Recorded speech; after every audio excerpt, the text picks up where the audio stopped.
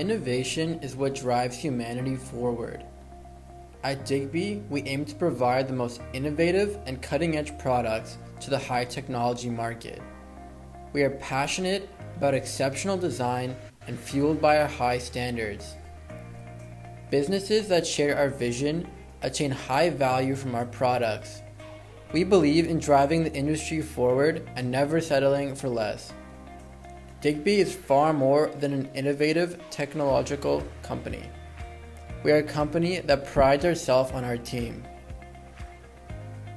We know that technological innovation is only limited by our imagination. This is why we work closely with one another so that we can design the sensors of the future.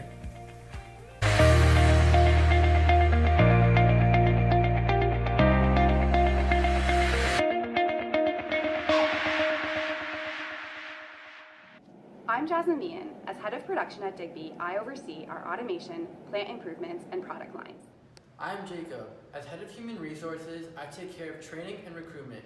I make sure our employees have the essential skills necessary to thrive in the workplace. Hi there, my name's Simran. I work for the R&D department at Team Digby, and I'm in charge of making sure that our products stay at the leading edge of development. My name is Kaylin. I am head of marketing here at Digby, and that means I ensure our customers are aware and are able to access our products. Hey there, I'm Zach McGrath. As the head of finance, I ensure Digby is on track to meet its goals by allocating funds, handling our financing, and watching the bottom line. Hi there, my name is Simran, and I'll be going through the results from our 8-round Capsim simulation. These 4 indicators below will give us insight as to how successful Team Digby was at staying competitive in the sensor industry. The 4 indicators are return on assets, return on equity, return on sales, and contribution margin. All values below were hovering right around the industry average, and even in some cases above that value, which means that the team was successful at staying competitive in the industry. The Team Digby stock price can be seen in the figure below. Across the 8 rounds, the value was steadily increasing. The left figure demonstrates the overall market share for all products. The right figure demonstrates the high-tech product market share. The average of this high-tech market share was around 16.75%, which is above the industry average. A promising feature of Team Digby's performance can be the net income across the 8 rounds. This value was also steadily increasing as time went on. Our high-tech market distribution is important to assess in round 4 because Doom was the #1 product in terms of market share in round 4, and then in round 8 dropped to 10%. This will be discussed further in the strategic overview below. Thank you. Our vision at the outset of the simulation was to be the best known and leading manufacturer of sensors in the high-tech market that provides exceptional value to our shareholders and our skilled workforce. To accomplish our vision, our long-term plan was to execute an adapted differentiation strategy. We decided we wanted to compete minimally in the low-tech market with DAYS, which we would introduce in round 1 to generate early capital to finance the development and repositioning of our high-tech product Doom, which would be released in round 2 and repositioned each round to stay on the cutting edge of the segment.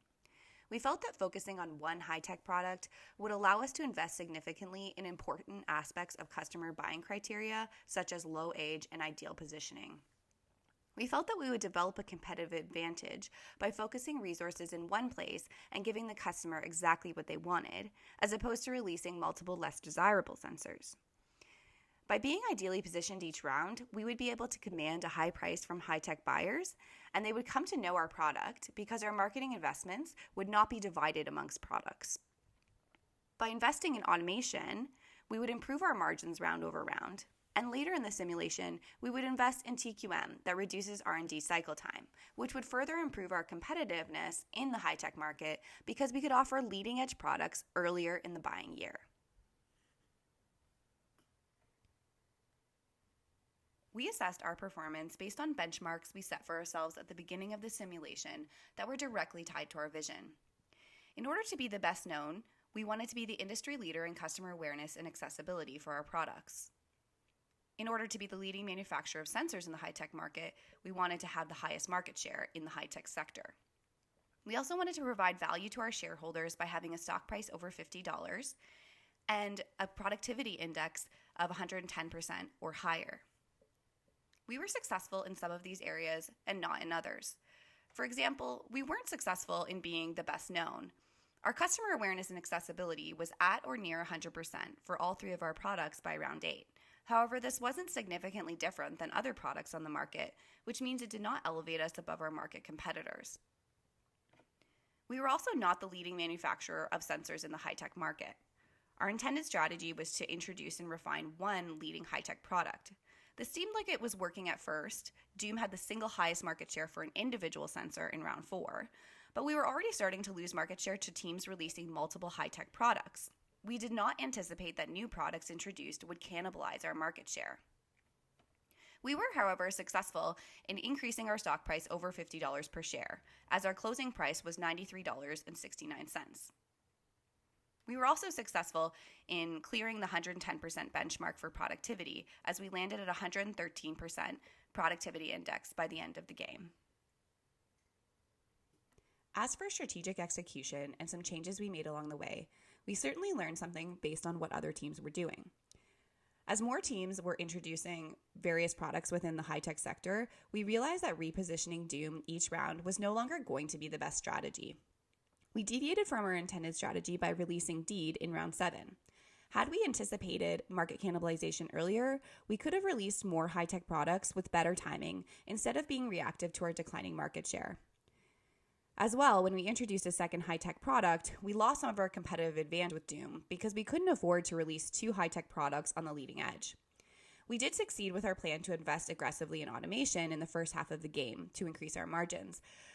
We also strategically invested in TQM to minimize R&D cycle time. While both of these were positive, their impact was mitigated by the fact that we introduced too few products overall and quite late in the game. There are 3 main lessons that we learned. One being, we lack the number of products to be competitive. In our initial strategy, we prioritized quality over quantity. Although Doom was doing well in the high-tech segment in the earlier rounds, our competitive advantage was not sustainable to maintain market share percentage. We learned that a competitive advantage only arises if other companies cannot offer it. Many of the things we intended to do to get an advantage, like investing in TQM, stay on the cutting edge in high-tech, invest heavily in marketing, were done by other companies, so doing them did not present an advantage to us. It was just necessary to survive. Number 2, we did not factor in what new products other companies were introducing when choosing ours.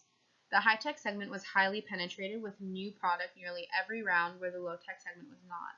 There was opportunity to gain more market share in the low-tech segment because of less competition with other products. And number 3, we failed to maintain a strong leverage ratio as our assets became too large with respect to equity. With regards to equity, we learned that as our profits increased, we should have invested earlier into retiring stock and issuing dividends. With regards to liability, we learned that we should have primarily financed activities through issuing stock and supported as needed with taking on long-term debt. And then specific strategy adjustments are, in earlier rounds, invest more towards HR so that a higher productivity index was achieved, and then keep accounts payable and accounts receivable lower than it was in the simulation. Digby was forced to produce more inventory than forecasted because suppliers would withhold a percentage of materials. Although keeping accounts receivable leg high created more demand, cash would be held up in receivables. And then lastly, keep prices competitive. We made no adjustments to price throughout the simulation, where our competitors changed prices frequently to appeal to market. With everything set in mind, we have come up with 3 recommendations for increasing and continuing the success of Digby. The first is to issue dividends. Our finance goals for each round came down to 3 targets, 2 of which we began to fall short of as the game progressed. Despite achieving favorable cash positions at the end of most rounds, our leverage ratio began to fall below our 1.8 to 2.2 target, and our days of working capital increased beyond the target of 30 to 90 days. We recommend issuing dividends, which will increase leverage, decrease days of working capital, and also increase our stock price. Our second recommendation is the introduction of new products. As already mentioned, the market share we possess was threatened by the increase in the number of products being introduced by our competitors. We recommend releasing products in the low-tech segment as opposed to the high-tech, as there are much less competitors, making it easier to gain quicker market share. Our third and final recommendation is to adjust our forecast beyond standard calculations. We recommend analyzing market trends to allow for more accurate forecasting. After each round, competitors were informed the release dates of new products being introduced to the marketplace. Although the segment was not identified until the end of the round, making predictions based on current segment penetration allows teams to adjust forecasting accordingly. For our round 9 decisions, in terms of R&D, we want to reposition all 3 of our current products, keeping high-tech products fresh and low-tech at the ideal age. We do want to release another new product, however, we'll have to wait as we just released one and do not have the finances and resources available. In terms of HR, we want to spend more on training hours to increase our productivity index. In terms of marketing and production, we want to continue to allocate similar amounts to sales and promo budgets. We want to increase automation for all 3 products as our finances allow, buy more capacity for our newest product Deed, and finally forecast using the traditional method, however also making educated assumptions about new products being released, adjusting our forecast appropriately. Finally, in the finance module, we want to retire max stock and also issue dividends in order to get days working capital and leverage to where we want them to be. Obviously, these decisions will need to be played around with while referencing the financial reports.